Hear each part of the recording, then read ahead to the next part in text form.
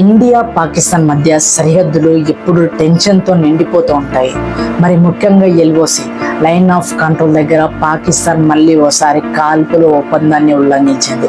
భారత భద్రతా బలగాలపై కాల్పులు జరిపిందట. కానీ ఈసారి భారత్ నుండి వచ్చిన స్పందన గట్టి హెచ్చరికల రూపంలో ధైర్యంగా ఉంది. భారత రక్షణ శాఖ చెప్పిన మాట ఏంటో తెలుసా? సీజ్ ఫైర్ నిబంధనలు మరోసారి ఉల్లంఘిస్తే దానికి పరిణామాలు తీవ్రమవుతాయి. ఇది ఏ రాజకీయ ప్రసంగం కాదు, ఇది బలమైన జవాబు.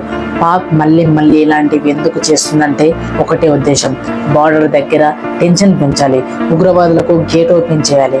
అంతేకాదు ఇంటి సమస్యలు పక్కన పెట్టి ప్రజలు దృష్టిని ఇతర దారులకు మళ్లించడమే పాకిస్తాన్ యూజువల్ ఫార్ములా. కానీ ఇప్పుడు పరిస్థితి వేరుగా ఉంది. ఇది 1999 కాదు. ఇప్పుడు భారత్ గోలిపల్లి చేస్తే గోలి తోడే అన్నట్లుగా ఉంది. భారత ఆర్మీ ఇప్పుడు టెక్నాలజీతో, జవాన్ల ధైర్యంతో, మేడ్ ఇన్ ఇండియా ఆయుధాలతో బలంగా ఉంది. ఎల్ఓసి మీద ఒక్కసారి ఉల్లంఘన జరిగితే వెంటనే రిప్లై వస్తుంది. ఇప్పుడు భారత ఆర్మీకి ఉన్న ఆర్డర్ క్లియర్, కన్ను చూపితే కాల్ చేయండి.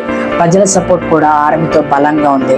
సోషల్ మీడియాలో hash India warning to Pakistan అనే హ్యాష్ ట్యాగ్ ట్రెండ్ అవుతుంది. ప్రజలు జవాన్ల ధైర్యాన్ని సపోర్ట్ చేస్తున్నారు.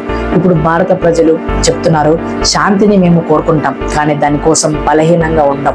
హద్దు దాటితే బంధం కాదు, బాంబే వచ్చేస్తుంది. చివరగా భారత్ చెప్పిన ఈ గట్టి మాట గుండెల్ని తాకేలా ఉంది. ఇది శాంతికి కట్టుబడి ఉన్న దేశం, కానీ దేశ భద్రతను దెబ్బతీస్తే మేము చూస్తూ ఊరుకోం. మేము సమాధానం ఇస్తాం. అది మాటలతో కాదు, చర్యలతో. చాలా మంది తెలివిగా అడిగే ప్రశ్న ఇది, ఇక్కడ ఏం జరుగుతుంది అసలు అంటే వివరంగా సింపుల్గా మన మాటల్లో ఇలా చెప్పవచ్చు.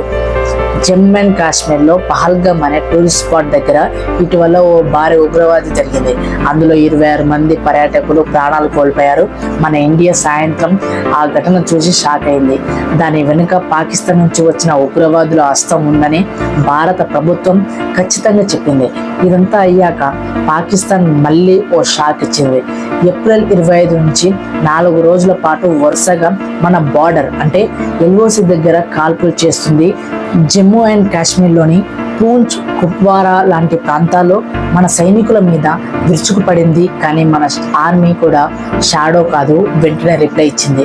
మీరు ఒక్కదాన్ని కాల్చితే మేము 10 సార్లు జవాబిస్తాం అన్నట్లు బుల్లెట్ల వర్షం కురిపించింది. ఈ మొత్తం పరిస్థితిని చూపిన తర్వాత భారత ప్రభుత్వం స్పష్టంగా చెప్పింది, ఇంకొకసారి సీజ్ ఫైర్ ఉల్లంఘన చేస్తే మీకే శిక్ష ఉంటుంది, అంతే. ఇప్పుడు పాకిస్తాన్ వాళ్ళు భయంతో ఎక్కడైనా మన దేశం తలుపులు తట్టే అవకాశం ఉంది అని ప్రకటించారు. కానీ మన దేశం స్పష్టంగా చెప్తుంది, మేము అటాక్ చేయాలనుకుంటే ముందుగా చెప్పం, చూపిస్తే చాలు దెబ్బేస్తాం.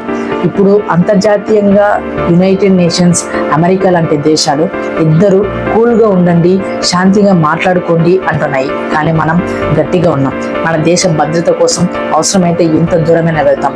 అందుకే ప్రజలందరికీ ఇప్పుడు ఇదే సందేశం, మన బార్డర్ దాటితే మాటలు కాదు, చర్యలే సమాధానం. ఇది నూతన భారత్ శాంతిని కోరుతుంది, కానీ ఎదుటివారు బుద్ధి లేకుండా మసక బారితే చరణ్ దాస్ చావాలి.